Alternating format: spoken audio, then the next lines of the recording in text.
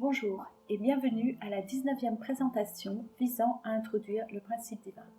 Dans cette session, nous allons étudier en détail le second avènement du Messie. Dans la session précédente, nous avions annoncé que la naissance du Seigneur du second avènement avait eu lieu juste après la Première Guerre mondiale. Pendant cette guerre, les puissances de l'Axe, en position de Caïn, tentèrent de dominer les alliés en position d'Amel, mais ils échouèrent. Au contraire, ils se soumirent et signèrent le traité de Versailles en 1919. Cela permit que Dieu puisse envoyer le Messie sur terre. Mais ceux qui prennent les Écritures au pied de la lettre auront du mal à croire que la seconde venue du Messie a déjà eu lieu. Ils s'attendent à ce que le Messie revienne avec puissance, descendant du ciel sur les nuages.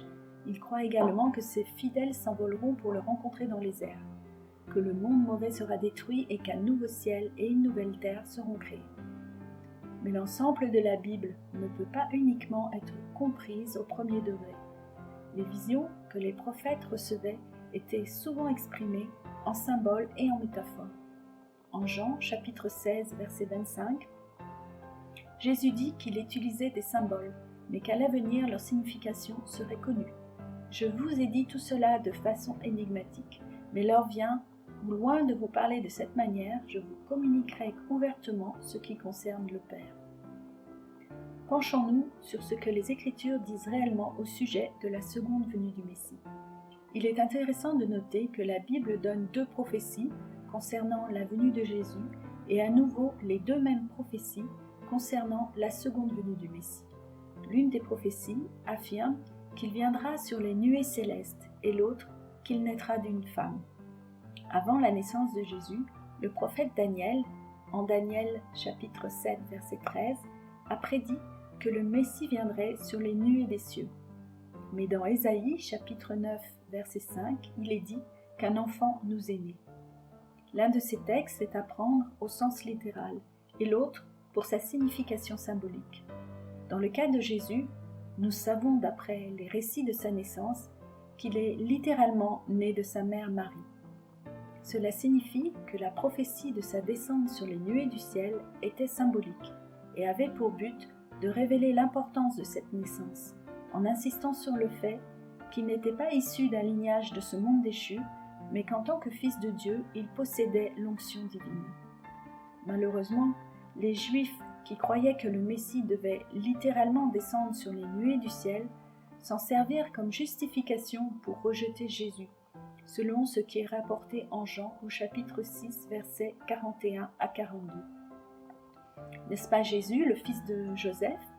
Ne connaissons-nous pas son père et sa mère? Comment peut-il déclarer maintenant « Je suis descendu du ciel » ? En ce qui concerne la seconde venue du Messie, nous trouvons les deux mêmes prophéties. Dans Matthieu, au chapitre 24, verset 30, il est dit qu'il viendra sur les nuées du ciel.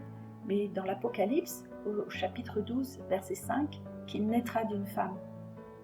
En tirant parti des leçons qui nous furent données dans les Écritures, et pour ne pas commettre les mêmes erreurs que les Juifs, qui jugèrent Jésus à tort, nous en concluons que le Messie reviendra, non pas en apparaissant sur les nuages, mais en naissant d'une femme sur la terre.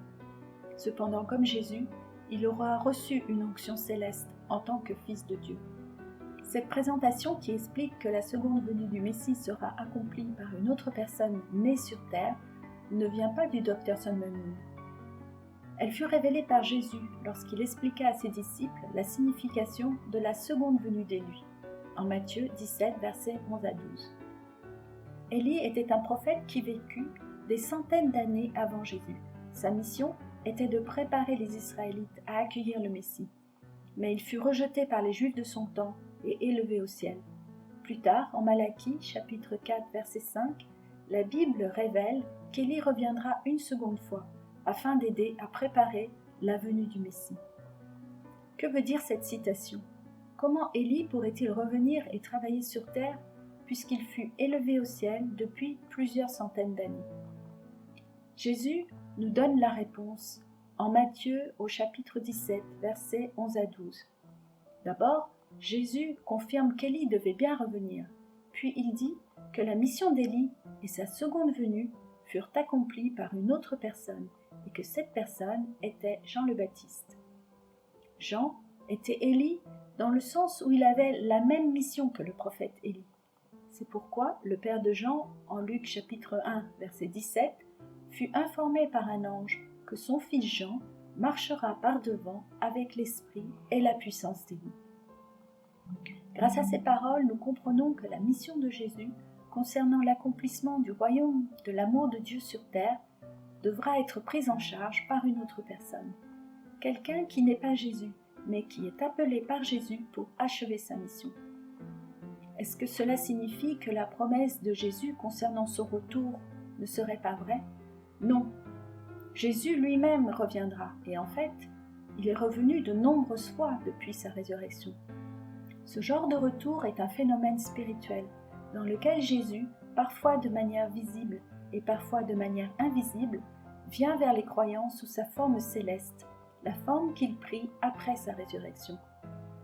Cela s'est produit lorsque Jésus apparut à Marie-Madeleine à l'extérieur du tombeau, puis lorsqu'il apparut aux disciples dans la chambre haute, ou encore lorsqu'il apparut à Étienne, le premier martyr chrétien. Cela s'est produit aussi lorsqu'il appela saint Paul à sa mission, et d'innombrables fois tout au long de l'histoire chrétienne. Selon les enseignements de Jésus, son retour ou sa présence peuvent se produire chaque fois que 2 ou 3 personnes se réunissent en son nom. Mais ce genre de seconde venue, le retour réel de Jésus sous sa forme céleste, bien qu'il soit important car il renforce la foi des croyants, ne peut pas restaurer ce qui fut perdu lors de la chute. En effet, l'idéal de Dieu consistait à établir son amour inconditionnel sur terre avec la première famille humaine. Ainsi, même si Jésus revint et fut présent parmi nous au cours des 2 derniers millénaires, le monde continue d'être dominé par le péché.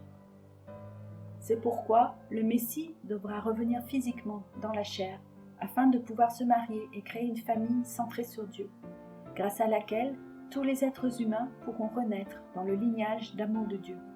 Cela explique aussi pourquoi saint Paul, dans son épître aux Romains, chapitre 8, verset 23, dit que « Nous aussi, qui possédons les prémices de l'Esprit, nous gémissons intérieurement, attendant l'adoption, la délivrance de notre corps. » La bonne nouvelle que je voulais partager avec vous est que le temps est enfin venu. La porte par laquelle tous les êtres humains peuvent être adoptés dans la famille de Dieu, non seulement au ciel mais aussi sur terre, est maintenant ouverte. Je vous remercie de votre attention. Dans la prochaine présentation, nous essaierons d'identifier quelle est la personne qui aujourd'hui a hérité de la mission messianique de Jésus.